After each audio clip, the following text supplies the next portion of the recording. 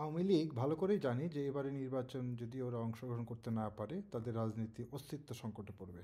টিকে থাকবে কিনা সেটা একটা ভাবার বিষয়। আমি ছোট করে বলার চেষ্টা করব কেন এদিকেই যাওয়ার সম্ভাবনা বেশি। বলতে পারেন যে তাহলে বিএনপি কেন টিকলো। বিএনপি টিকলো 17 বছর। বিএনপির গায়ে কিন্তু শত শত মানুষের, শত শত ছাত্র যুবকের, ছাত্র জনতার রক্ত ছিল না। বিএনপির গায়ে ব্যাংক গিলে খাওয়ার কলঙ্ক ছিল না। বিএনপি মাফিয়াতন্ত্র তৈরি করেনি। বিএনপি যুবদল ছাত্রদলের নামে যাচ্ছে তাই করেনি, করেছে, বাট গত 17 বছরে যা করেছে তার তুলনায় কিছুই না। তাহলে সমস্যাটা কোথায়? আওয়ামী লীগের জনসম্পৃক্ততাটা নষ্ট হয়ে গেছে। ওরা আবার রিকালেক্ট করবে কিভাবে? শেখ হাসিনা কি খালেদা জিয়ার মতো? খালেদা জিয়ার ব্যক্তি ইমেজ বিএনপিকে টিকিয়ে রাখার জন্য বিশাল ভূমিকা পালন করেছে। বিএনপির কেন্দ্রীয় নেতৃত্বের ব্যক্তি ইমেজ এবং তাদের স্বয়ংক্রিয় সক্রিয় অংশগ্রহণ, বারবার নির্যাতিত হওয়া, জেলে যাওয়া ইত্যাদি কারণে ওরা জনসম্পৃক্ততা টিকে রাখতে পেরেছে। শেখ হাসিনা দেশে ফিরছেন না, দেশে ফিরবেনও না, কোনো সন্দেহ নেই। শেখ পরিবারের কেউই ফিরবে না আগামী 5 বছরে।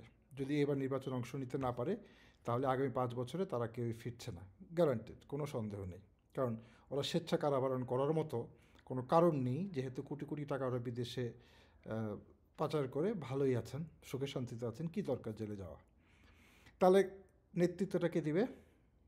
সমস্ত শীর্ষস্থানীয় নেতৃত্বরা চলে গেছেন বিদেশে, ওরা আর ফিরবেন না। কেন ফিরবেন?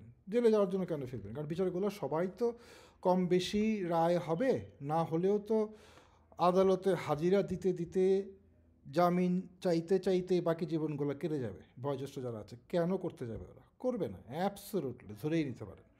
তাহলে আগামী 5 বছর আওয়ামী লীগের নেতৃত্ব কে দিবে? আওয়ামী লীগকে কী বলা যায়, একটি শক্তি হিসাবে কারা তৈরি করবে?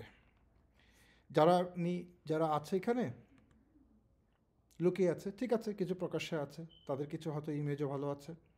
এখন আপনি আওয়ামী লীগ সুগঠিত করতে গেলে আপনার 20টা টুকরা হবে আওয়ামী লীগের, কেউ কারো নেতৃত্ব মানবে না। শেখ পরিবার ছাড়া কারো নেতৃত্ব আওয়ামী লীগ মানবে না, এটা ধরেই নিতে পারে, এটা বাংলাদেশের রাজনীতি। তাই ওরা যেটা করবে, ওরা একটা মরণ কামড় দিবে সামনের দিনগুলো। ইতিমধ্যে শুরু হয়ে গেছে। কালকের বিবিসি সংবাদ আজকে সকালে যেটা পড়লাম সেটা হচ্ছে যে 3টি বাসে আগুন দিয়েছে, 6টি জায়গাতে ককটেল বিস্ফোরণ করেছে এবং দিনভর আজকে কম বেশি বিচ্ছিন্নভাবে চলছে ঘটনাগুলো। ওরা মরণ কাপড় দিবে। ওদের শক্তি কোথায়? জনগণ না, ওদের শক্তি টাকা, হাজার হাজার কোটি টাকা। ওদের শক্তি প্রতিবেশী একটা দেশ। ছোট করে দেখার কোনো উপায় নাই, ছোট করে দেখার কোনো উপায় নাই। এগেইন জনসম্পৃক্ততা নাই, জনগণ ওদের পক্ষ হয়ে নামবে না। ওরা লকডাউন হরতাল যাই ডাকুক, কিচ্ছুতে কিছু হবে না। কিন্তু বিশৃঙ্খলা এমন পর্যায়ে করতে পারে যেটা সম্ভব বাংলাদেশে, যেটা টাকা হলেই সম্ভব, এবং বিদেশিদের সহযোগিতায় আমাদের দেশেরও কিছু লোকজন আছে। এই যে বললাম 15%, 20%, আগে বেশ কয়েকটা বক্তব্যে আমি ভিডিওতে বলেছি, এরা কিন্তু নীরবে সমর্থন দিয়েই যাবে। ওরা যাবে যে দেশ একটা ব্যর্থ রাষ্ট্রে পরিণত হোক, নির্বাচন বাতিল হোক, তাইলে ওরা বলতে পারবে আগেই তো ভালো ছিলাম, কী দরকার ছিল এই সমস্ত জিনিসের, ইত্যাদি বলার একটা সুযোগ হবে। আত্মতৃপ্তি পাওয়া ছাড়া আর কিছুই না। কিন্তু এই লোকগুলো দেশের ভালো চায় না, চাইলে এই কথাগুলো বলতো না, but it is what it is. তো আমার অনুরোধ থাকবে যে ঐক্যবদ্ধভাবে শেষ প্যারেকটা আওয়ামী লীগের কফিনে এবার দিতেই হবে। নির্বাচন থেকে বাইরে রেখে ওদেরকে জনবিচ্ছিন্ন করে দলটাকে তিলে তিলে গণতান্ত্রিক পদ্ধতিতে আইন অনুযায়ী যে সমস্ত ব্যবস্থা সেগুলো নেওয়া সহ জনবিচ্ছিন্ন করে তোলা। কিভাবে? যখন ওদের আসল মুখোশগুলো লোকজন দেখা শুরু করবে, হ্যাঁ জানে অনেকেই, তারপরে অস্বীকার করে, তারপরে যখন আমরা দেখাবো আগামী 5 বছর 10 বছর, তখন আস্তে আস্তে দলটি জনবিচ্ছিন্ন হয়ে যাবে। এই জন্যই ওরা বুঝতে পেরেই মরণ কাপড় দিবে। আমরা যেন সবাই প্রস্তুত থাকি। ধন্যবাদ। আসসালামু আলাইকুম।